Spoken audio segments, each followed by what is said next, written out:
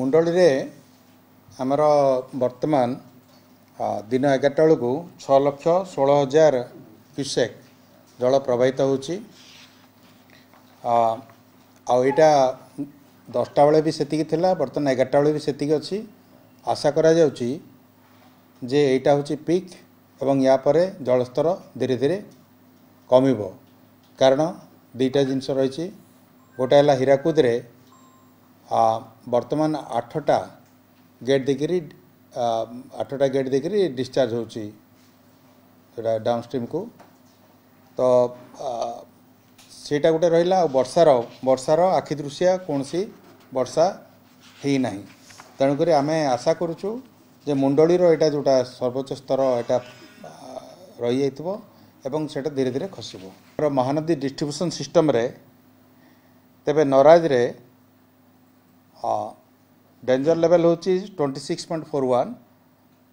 दिन 9टा रे सेटा अच्छी आमर लेवल अच्छी 25.85 0.56 मीटर तले अच्छी। सेमती निमापड़ा रे 7.52 मीटर तले अच्छी कुशभद्रा जोटा। देवीर आलीपिंगल रे 5.15 मीटर तले अच्छी। यहाँ है महानदी डिस्ट्रीब्यूशन सिस्टम रे आमर जो गेज गुड़ा मेजर करूँ सेटा मुझे आपको कहली। तेणु 6 लक्षर गोटे यहाँ बेसी माने गोटे बड़ डिस्चार्ज नुह कि बड़ जल प्रवाह नुह।